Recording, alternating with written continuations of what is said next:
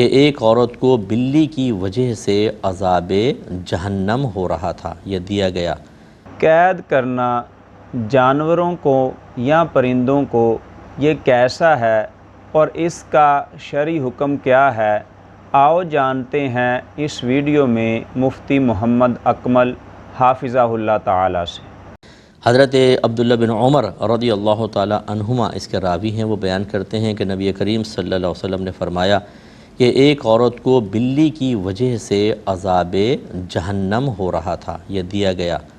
اور اس کی وجہ یہ تھی کہ اس نے بلی کو باندھ کر رکھا حتیٰ کہ وہ بھوک سے مر گئی۔ تو جب وہ داخل کی گئی تو سرکار فرماتے ہیں کہ دوزخ کے فرشتے نے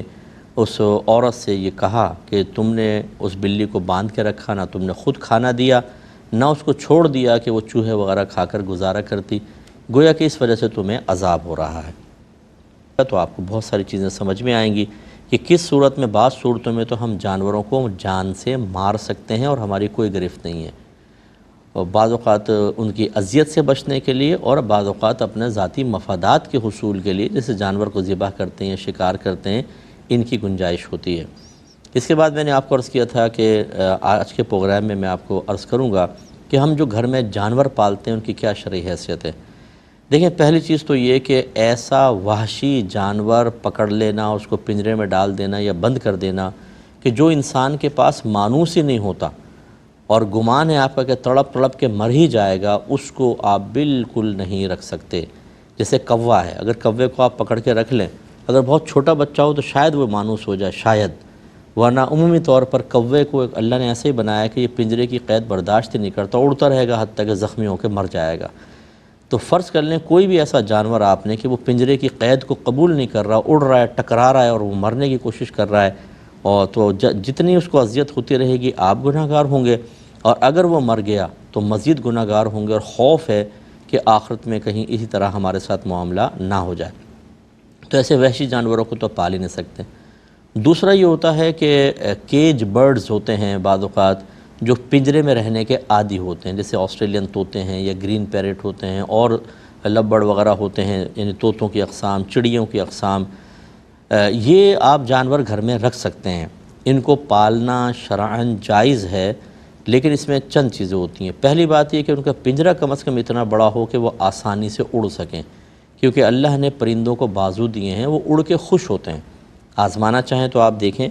کہ پہلے آپ یہ جو بجری طوطے وغیرہ ہوتے ہیں ان کو چھوٹے سے پنجرے میں رکھ دیں کہ اڑنے کی جگہ ہی نہیں ہے، یہ اداس سے بیٹھے ہوں گے اور بالکل بیچارے ایسے، تھوڑا بہت وہ جالی میں چپکے گا پھر آ جائے گا، لیکن ان کو بڑی جگہ چاہیے،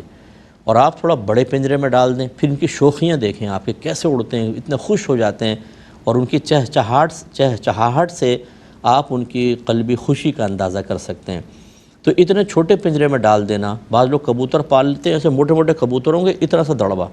کہ بیچارہ وہ کبوتر نر جو ہے وہ گٹروں کر کے گھوم ہی نہیں سکتا صحیح، کبھی دم ٹکراتی ہے، کبھی یہ، اتنے سے پنجرے میں۔ یہ یاد رکھیں کہ یہ گناہ ہے، اتنا چھوٹا پنجرہ کہ جس میں بیچاروں کو صحیح طرح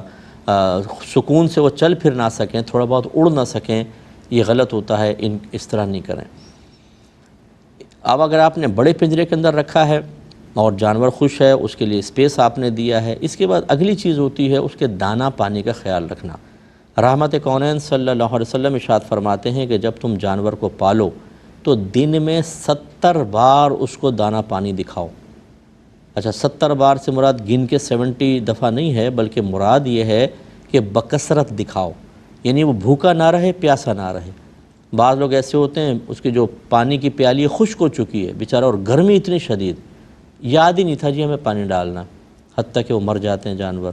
یا مسلسل بیچارے وہ ہانپ رہے ہیں، آپ آرام سے اے سی چلا کر بیٹھے ہوئے ہیں۔ جانور پالنے کا شوق ہے تو اس کا خیال کریں۔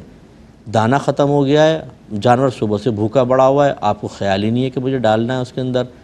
تو یہ بھی گناہ ہے، یاد رکھیں۔ جتنے دیر وہ بھوک اور پیاس کی اذیت اور تکلیف برداشت کرے گا آپ کو گناہ ملے گا۔ اس لیے تو جانور نہ پالیں، اور پالیں تو اگر آپ نہ پالتے تو آپ تو بری ذمہ تھے۔ بعض جانور ایسے ہوتے ہیں جو اپنا خود پیٹ، جیسے کبوتر ہے، چھوڑ دیں آپ، خود پیٹ پال لے گا۔